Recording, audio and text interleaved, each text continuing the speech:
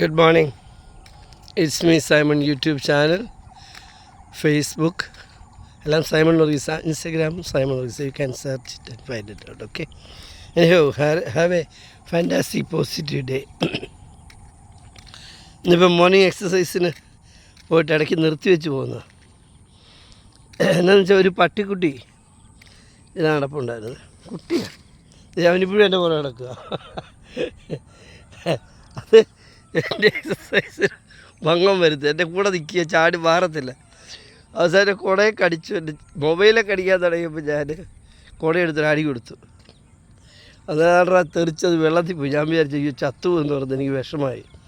ഞാൻ രക്ഷിക്കാൻ നോക്കിയിട്ടൊന്നും അവൻ വന്നില്ല. അവസാനം ഞാൻ ഒരു മടലെടുത്തിട്ടിട്ട് പോകുന്നേ ഐസുണ്ട് രക്ഷപ്പെട്ടെന്ന് ഓർത്തു.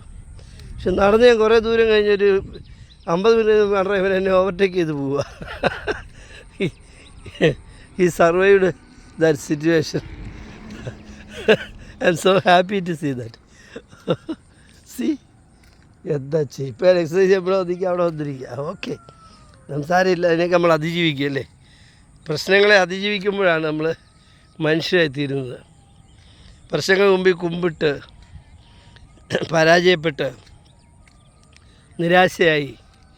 നിരാശയിൽ നമ്മൾ സ്ട്രെസ്സിലേക്ക് വന്ന് നമ്മൾ അങ്ങ് കീഴ്പ്പെട്ട് പോവുക. അവസാനം നമുക്ക് ദൈവം തന്ന ആ താലന്തും വലിച്ചെറിഞ്ഞ് നമ്മൾ അങ്ങ് അവസാനിപ്പിക്കും. അതിന് നമുക്ക് അവകാശമില്ല. ഒരിക്കലും ചെയ്യരുത്. നമ്മൾ താലന്തുകൾ എടുത്തെറിയരുത്. നമ്മൾ ഒറ്റപ്പെട്ടു പോകാൻ ശ്രമിക്കരുത്. മുറിയുണ്ട്, വീടുണ്ട്, ഭവനമുണ്ട്, കാറുണ്ട്, ഒക്കെ ശരിയാണ്. പക്ഷേ സാമൂഹിക ജീവിയായിട്ട് വേണം ജീവിക്കാൻ. ഞാൻ ദിവസം ഒരു 500 പേരെയും കാണുകയും മിണ്ടുകയും ചെയ്യുന്ന ഒരാളാണ്. എൻ്റെ ഓരോ മേഖലയിൽ പ്രവർത്തിക്കുന്നവരുമായിട്ടൊക്കെ ബന്ധപ്പെടും, ഫ്രണ്ട്സുമായിട്ട് ബന്ധപ്പെടും. ചില അയൽക്കാരുണ്ട്, അവരൊന്നും എൻ്റെ വീട്ടിൽ വരാറില്ല. പക്ഷെ ഒരു ഫ്രീക്വൻറ്റ് പീരീഡിൽ ഞാൻ അങ്ങോട്ട് ചെല്ലും. Good morning friends. ഇന്നൊരു പുതിയ അതിഥി ഉണ്ടല്ലോ. അതാരാണ്? ഇടയ്ക്ക് വന്നിരുന്ന കുട്ടിയാണോ? അവനെ കൂടെ കൊണ്ടുപോകും കേട്ടോ. അവൻ എൻ്റെ എക്സസൈസ് തടസ്സപ്പെടുത്തിക്കൊണ്ടിരിക്കുക. ഓക്കെ, അപ്പം നമ്മൾ അതാണ് എനിക്കിന്ന് പറയാനുള്ള വിഷയം. അതായത് നമ്മൾ തോറ്റ് പിന്മാറുക എന്ന് പറഞ്ഞാൽ മറ്റുള്ളവർക്ക് ചിരിക്കാൻ വക നൽകുകയാണ്. ഒരു പക്ഷേ നിങ്ങൾക്ക് തോന്നും എനിക്കിനി ഒരു വഴിയില്ല, ഞാൻ കടക്കണിയിൽ പെട്ടു, അല്ലെ ഞാൻ ഏറ്റവും അധികം സ്നേഹിച്ചിരുന്ന ഐദർ ഹസ്ബൻഡ് ഓർ വൈഫ് എന്നെ സ്നേഹിക്കുന്നില്ല. ഇതെല്ലാം പറഞ്ഞ് നമുക്ക് പലതരത്തിലുള്ള നെഗറ്റീവ്സും ഉണ്ടാകാം. നമ്മൾ പൊന്നൂര് വളർത്തിയ മക്കൾ നമ്മൾ പറയുന്നത് കേൾക്കേണ്ട കാര്യമൊന്നുമില്ല. ഒരു പ്രായം 18 വയസ്സ് കഴിഞ്ഞാൽ നിങ്ങൾ പറയുന്നത് കേൾക്കേണ്ട ഒരു കാര്യമില്ല. കാരണം അത് അവനൊരു ഇൻഡിവിജ്വലായി കഴിഞ്ഞു. ആക്ച്വലി 14 വയസ്സ് കഴിയുമ്പോഴേ അവൻ അതിലേക്ക് വരേണ്ടതാണ്. അത് നമ്മൾ ഈ വേണ്ടത്ര ചിന്തിക്കുകയും പഠിക്കുകയും ചെയ്യാത്തത് കൊണ്ടാണ്. അവൻ പറഞ്ഞാൽ കേട്ടില്ല. അങ്ങനെ നിങ്ങളിപ്പോൾ ഹസ്ബൻഡും വൈഫും വിവാഹം കഴിക്കുമ്പം ആ ഒരു യൂണിറ്റാണ് നിങ്ങളുടെ കാര്യമാണ്. പിന്നെ മക്കളെ വളർത്തുക എന്നുള്ളത് നമ്മുടെ ഒരു ബാധ്യതയാണ്. നമ്മളത് ചെയ്യണം. എന്നല്ലാതെ മക്കൾ ആരെയും പ്രേമിച്ചോ മക്കളെതിനും പോയെന്ന് പറയുന്നത് നിങ്ങളുടെ ജീവിതത്തെ നശിപ്പിച്ച് കളയുക. നിങ്ങളുടെ ലൈഫ് ഈസ് നിങ്ങളുടേത് മാത്രമാണ്. പിന്നെ ആരെങ്കിലും നിങ്ങൾക്ക് ഒത്തിരി കൊണ്ട് എന്തെങ്കിലും തരുമെന്നൊക്കെ ഒരു പ്രതീക്ഷ വേണ്ട.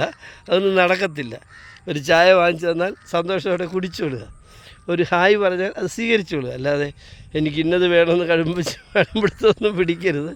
ഇനി നിങ്ങൾക്ക് അതിൻ്റെ ഇത് ആവശ്യമില്ലെന്നേ. ഒരു കാര്യം ഞാൻ പറയാം. നമ്മൾ നമ്മുടെ പാർട്ട്ണറുമായിട്ട് സ്നേഹിച്ച് ജീവിച്ചാൽ അതിൽ കഴിഞ്ഞ് എന്താ ഉള്ളത്? ഈ ലോകത്തു നിന്ന് എന്തെല്ലാം കിട്ടിയാലും അതെല്ലാം ഒരാൾ വിചാരിക്കും എനിക്ക് മനപ്രയാസം എന്ന് വെച്ചാൽ മദ്യപിച്ചേക്കാം. ഈ മദ്യപിക്കുന്നത് കൊണ്ട് അവന് ഒരു സുഖം കിട്ടുമെന്ന് വിചാരിക്കും. അവൻ്റെ ശരീരത്തിൻ്റെ ശക്തി നശിപ്പിക്കുക ചെയ്യുക. ആ സുഖം കിട്ടുമെന്ന് വിചാരിച്ച് അവൻ ചെയ്യുമ്പം ആ സുഖം എത്ര നേരമുണ്ട്? റമ്മാണെങ്കിൽ 2 മണിക്കൂർ, ബ്രാൻഡി ആണെങ്കിൽ 4 മണി, വിസ്കി ആണെങ്കിൽ 6 മണിക്കൂർ. അത് കഴിയുമ്പോൾ അത് പോയി, ആ കാശും പോയി. ഇത് കുടിക്കാൻ വേണ്ടി കൂട്ടുകാരെ കൊണ്ടുപോയി 10,000-2000 മുടക്കിയതും പോയി. കൂട്ടുകാരവരുടെ വഴിക്കും പോയി. അവന്മാരെ നശിപ്പിച്ചു, നിങ്ങൾ നശിച്ചു. വല്ല കാര്യമുണ്ടോ? അപ്പോൾ പോരാട്ട വീര്യത്തോടു കൂടി നിങ്ങളതിനെ നിങ്ങൾക്ക് ആരും ഉപദേശിക്കാനില്ല, ആരും ഇല്ലെങ്കിൽ നിങ്ങൾക്കൊരാളുണ്ട്, ഒരു സുഹൃത്തുണ്ട്. അത് നമ്മുടെ ദൈവമാണ്. നിങ്ങൾ ഏത് മതസ്ഥനായിക്കോട്ടെ, നിങ്ങൾക്ക് നിങ്ങളുടെ ആ പ്രാർത്ഥനയിൽ പോകുന്ന ആരുടെയും ചീട്ടൊന്നും വേണ്ടല്ലോ. പ്രാർത്ഥിക്കുക, നിങ്ങൾ ഏകാഗ്രനായിരിക്കുക, ബുദ്ധിയോടും വിവേകത്തോടും കൂടി ചിന്തിക്കുക. ഒരു ദിവസമായി, 2 ദിവസമായി, 3 ദിവസമായി, വീണ്ടും പ്രാർത്ഥന, വീണ്ടും ചിന്ത, വീണ്ടും പ്രാർത്ഥന, വീണ്ടും ഈ പ്രശ്നങ്ങളെ ദൈവം നിങ്ങൾക്കൊരു വഴി കാണിച്ചു തരും. അതാണ് എൻ്റെയൊക്കെ അനുഭവം. അതാണ്.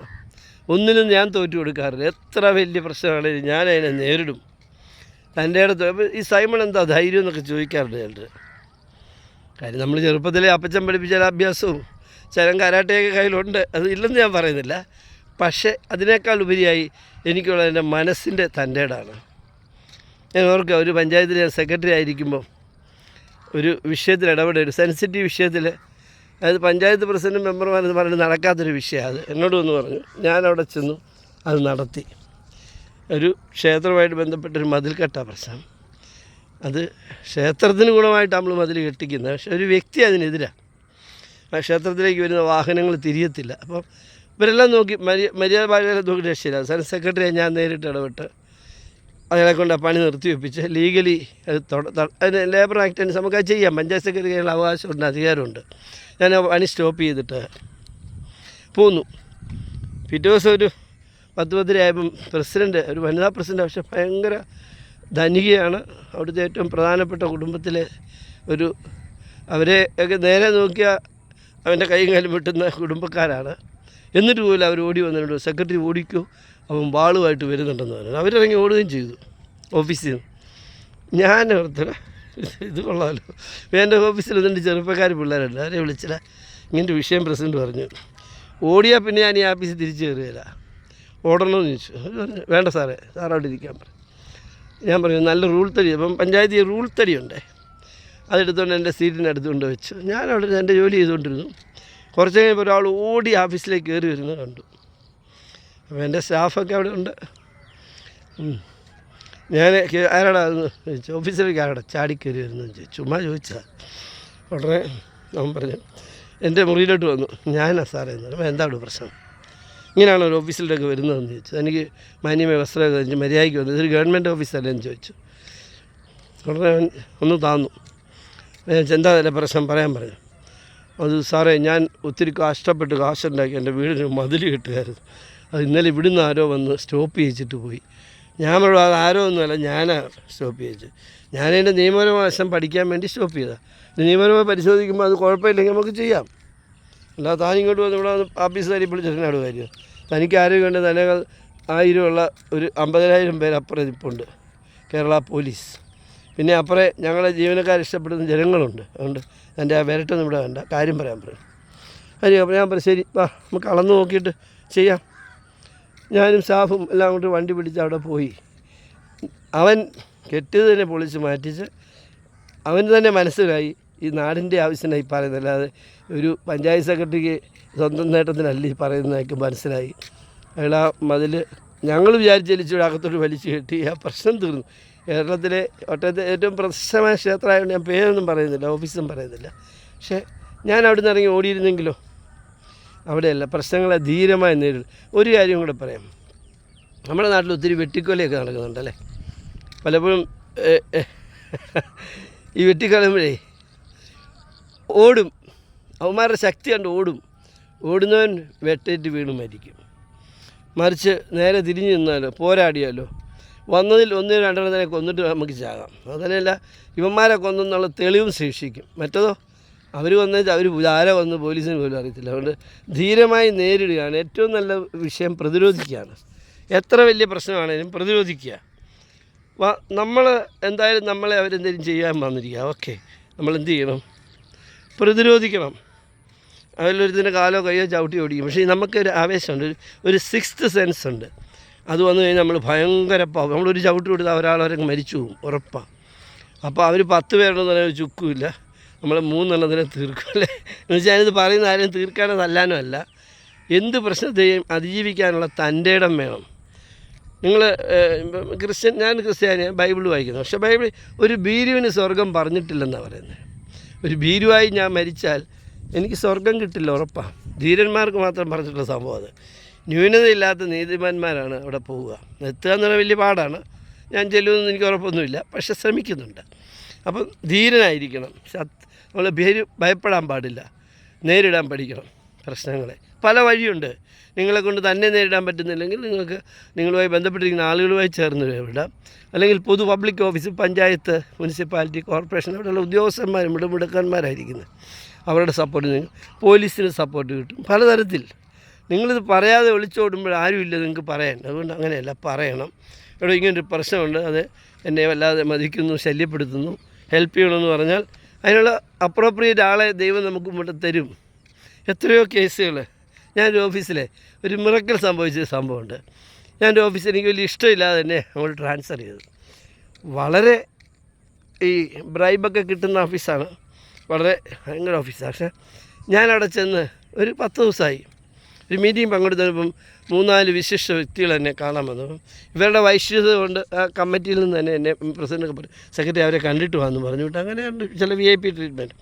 ഞാൻ ചെന്നപ്പം അവർ വലിയ ഒരു മേശ പോലത്തെ ഫയലുമായിട്ടാണ് വന്നിരിക്കുന്നത്. ഒരു ധ്യാന കേന്ദ്രത്തിൻ്റെ ഫയലാണ്. അത് ഒപ്പിടണം. അതിൻ്റെ എന്നെ വിളിപ്പിച്ചത്. അപ്പം CTP ഒപ്പിടിച്ചാൽ അപ്പോൾ അവിടെയൊക്കെ സ്വാധീനം ഓർത്തോണേ. സെക്രട്ടറി റിപ്പോർട്ട് ചെയ്തിട്ട് CTP ഒപ്പിടുന്ന CTP ഒപ്പിട്ടാണ് കൊണ്ടുവന്നിരിക്കുന്നത്. ഞാനത് നോക്കി ഒപ്പിട്ട് കൊടുത്തു. നമുക്കെന്നെ ഒരു നല്ല കാര്യമല്ലേ, ഈ വിജനമായി കിടക്കുന്ന തോട്ടത്തിലൊരു ധ്യാനകേന്ദ്രം വന്ന അത്രയും നല്ലത്, ദൈവാനുഗ്രഹം കിട്ടുമെന്ന് വിചാരിച്ച് ഞാനത് ഒപ്പിട്ട് കൊടുത്തു. തിരിച്ചെൻ്റെ ഓഫീസിലേക്കും പോയി. കൃത്യം 1 മാസം കഴിയുമ്പോൾ എനിക്ക് ട്രാൻസ്ഫർ, ഞാൻ വിചാരിച്ച അപ്രോപ്രിയേറ്റ് പ്ലേസിലേക്ക് ഞാനെങ്കിൽ സന്തോഷിച്ചു. എന്നുവെച്ചാൽ ഒരുപക്ഷെ ആ ഒരു കാര്യത്തിനായിരിക്കും എന്നെ അങ്ങോട്ട് വിട്ടത്. ഞാനതിനെ പോസിറ്റീവായിട്ട് കണ്ടു. അല്ല എന്നെ ആ ഓഫീസിലോട്ട് വിട്ടു ഒന്നുമില്ല. എവിടെയും നന്മ കാണാൻ നമുക്ക് കഴിയണം. ഓക്കെ, അപ്പോൾ ബി പോസിറ്റീവ് ഓൾവേസ്. നമ്മൾ പ്രശ്നങ്ങൾക്ക് കീഴ്പ്പെട്ടു പോകരുത്. ബുദ്ധിയോടുകൂടി ഈ പ്രശ്നങ്ങളെ അതിജീവിക്കാൻ നമുക്ക് കഴിയണം. അങ്ങനെ കഴിയുമ്പോഴാണ് ജീവിതം വിജയിച്ചു എന്ന് പറയാൻ കഴിയുക. ബീരുവിനെ പോലെ മാളത്തിലൊളിച്ച് ഞാൻ വായിച്ച ബൈബിൾ വചനത്തിൽ, അതായത് നമ്മുടെ ജഡ്ജസ് അത് പറയും, ന്യായാധിപന്മാർ എന്ന് പറയുന്ന ബുക്കിൽ 18-ാം അധ്യായം വായിച്ച് 2 വാചകം എഴുതുകയും ചെയ്തു. അപ്പോൾ ആ വചനത്തിൽ പറയുന്നത്, ആരുമായി ബന്ധമില്ലായിരുന്നൊരു ഗ്രാമം, ആ ഗ്രാമം വളരെ അവർ സന്തുഷ്ടമായിട്ട് ജീവിക്കുക, യാതൊരു